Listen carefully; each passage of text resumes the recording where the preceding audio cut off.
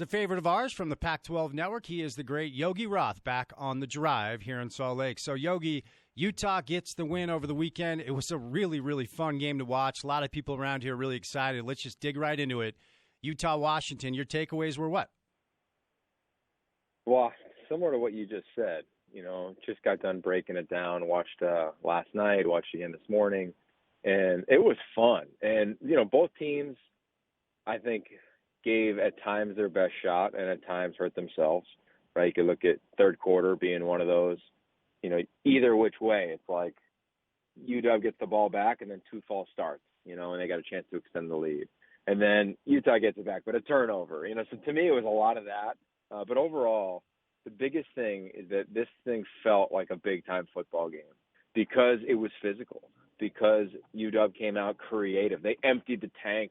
Clearly, when you look at the calling of Bush Hamden on offense, and Utah withstood it and, got beat a few times, which is going to happen, and then bounced back. It just felt like watching it with no announcers. It felt like a playoff game or a big-time bowl game or a championship game, and that's kind of what it's been over the last couple of years, but this one definitely had – I think it just had more at stake in terms of the conference, in terms of Utah. To me, it's Kyle Whittingham's greatest win since he's been the head coach there.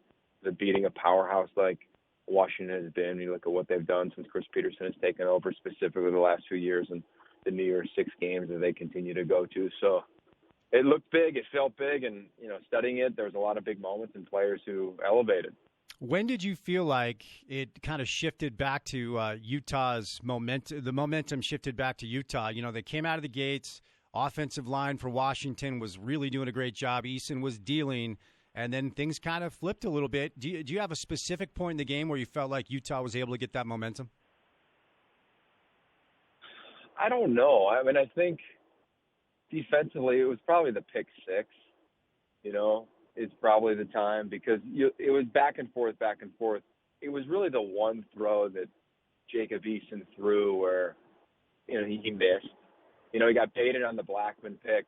I broke that one down on social media earlier today where, there's like 3 Utah defenders. I think it was Devin Lloyd, Francis Bernard, and then Blackman. They're all kind of like over the center. They snap it quick. He kind of gets lost and throws the pick on the wheel route. But it would probably be Jalen Johnson pick 6. I'd probably go with that because it just seemed as though UW kept throwing their best. And sometimes they converted those, sometimes they didn't. But that would be the one where I said, okay, here come the Utes. Yogi, I know you've been big on Utah all year long, and every time we have you on, I ask you about Tyler. It's because every week I just feel like there's something new to talk about with Utah's quarterback, and he's not right. I mean, he's hurt. Anybody can see that if they're watching the game, and yet every week he does something that makes Ute fans appreciate him even more. The latest you can say about the year that Tyler Huntley is having, Yogi, is what? I mean, he's what I saw in spring, and then what we saw in training camp. He's the best version of himself at that position.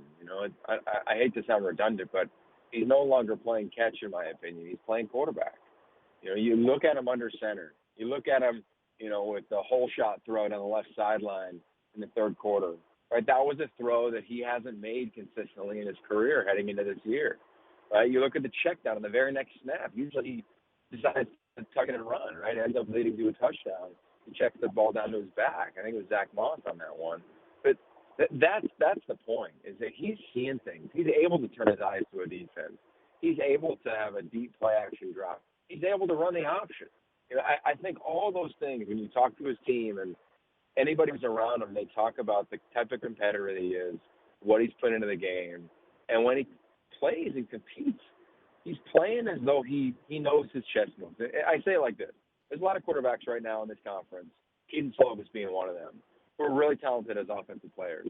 But they can't layer the defense yet over what they're doing on offense. They can't put it together and anticipate. And that takes a couple years. For Tyler Huntley, I don't know how long it took him to do that, but in the system he's in now, which is much more evolved than the system he's been in, just because that's who Andy Ludwig is, versus Troy Taylor and what they want to run and where their teams are and really where this young man is, it's impressive, man. And I just think that he needs to be considered for big-time national awards, especially if they continue to win. Yogi Roth is with us from the Pac-12 Network, one of our favorite guests that we have on to talk some college football. All right, Yogi, put your John Nash Beautiful Mind hat on and tell Ute fans what has to happen. How does this team get to the college football playoff, Yogi? What has to happen? Well, I think we have to hope and count on it. We're going to find out, in a little more over 24 hours, the acumen of the committee. What do you value? To me, that's it, right? I did the mock committee about a month ago. I went to Dallas. I got to sit in the chair of Rob Mullins. Basically, you get to role play.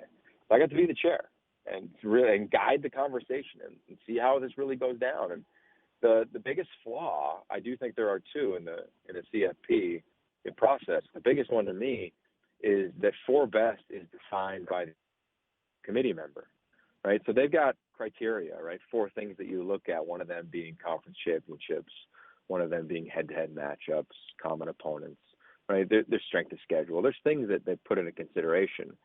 I just hope that this year the committee does what they say they do, which is we just worry about this year, right? Because if so, I get that Utah's strength of schedule isn't impressive, right? This was clearly their greatest win and their biggest win, and they don't have an opponent that's LSU or Auburn over the last month of the season, or our Michigan and or Penn State over the last month of the season, right? Like, that's fair.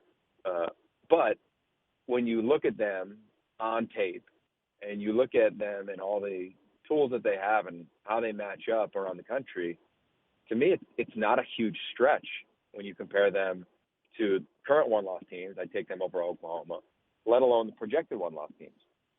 So I think it's all on what is the committee valuing as four best? 9 conference games, beating, obviously, they need Oregon to continue to win. They'd love SC to finish off, a winning streak of sorts, just to make that loss look a little bit better.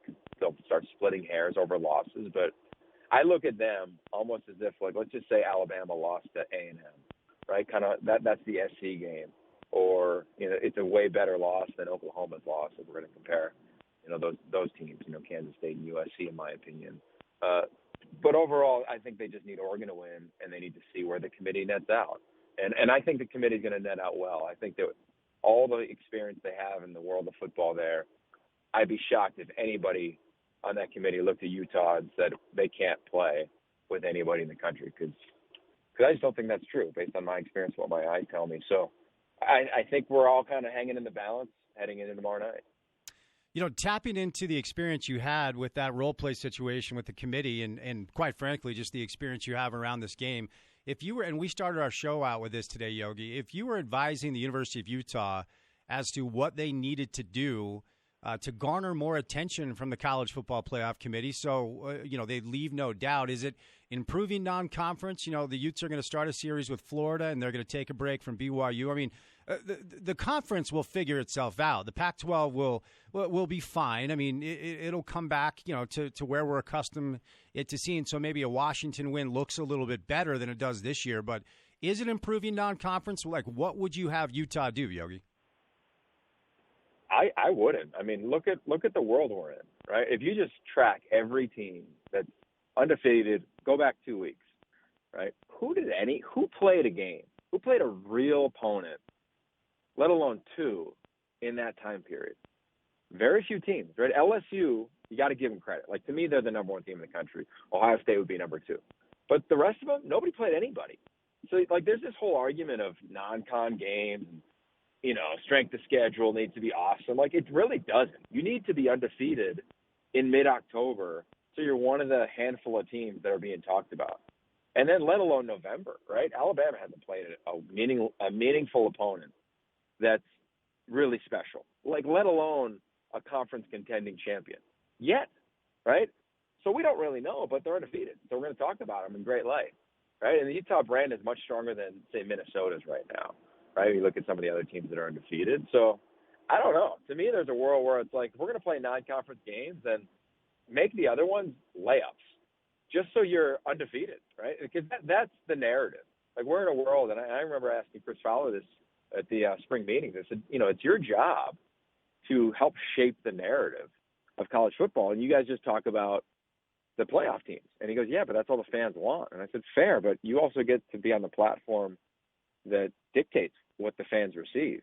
So I don't know. In my world, at least the way college football is now and the way the conference games are now and the reality of certain teams play, like Clemson played Wofford, right? Bama's going to play WKU, which I'm not even sure what team that is, but I know that they're 2-7 right now in a couple weeks. There's kind of a world where you take the path of least resistance, just be undefeated. And if one of your losses is a conference game, at least you have a better argument than a couple conferences in terms of 9 conference games. So I don't know right now. I wouldn't say, be Stanford, and play the schedule they played. I wouldn't say do what UCLA did, because look at what happened to them the first month of the season. Yep. Yeah. No, good points. Last thing, then we'll set you loose on this. Bye week, then UCLA at home, at Arizona, then Colorado at home. Anything give you concern, Yogi, as far as maybe Utah stumbles before we see them in the Pac-12 championship game? Oh yeah. I mean, look, the one commonality in college football is that there's still, young men that are developing 18 to 22-year-olds. So practice habits. Maybe, I can't imagine Julian Blackman and Bradley and I taking a day off, but is there a world where their scout team does because they're freshmen and they're feeling themselves? I think that's the biggest thing. It's just dramatic focus. And I think for them, the best thing is this bye week. I mean, beautifully timed. They see what's in front of them. They see the run. I mean, I would be shocked if they didn't win out. And to me right now, they have to just continue to play with the urgency we've seen them since the USC game, and they'll be fine. But, yeah, man, UCLA, I've called their last 2 games. They are scheming up first downs. They're not just beating you by playing catch. I mean, it's been fun to watch Chip Kelly and their quarterback, Dorian Thompson-Robinson. They should be overmatched in that game coming up, but both teams coming off a bye, you'll get the best version of Chip and UCLA. So that'll be what Utah has to deal with. But I expect them to be in the title game. I thought they'd be the best team in the conference after spring ball. I still think that today. Yogi, thanks, man, for the time on a Monday. We always appreciate it. Have a great week ahead, and we'll chat again soon, man. Be well. You got it, bro. See ya.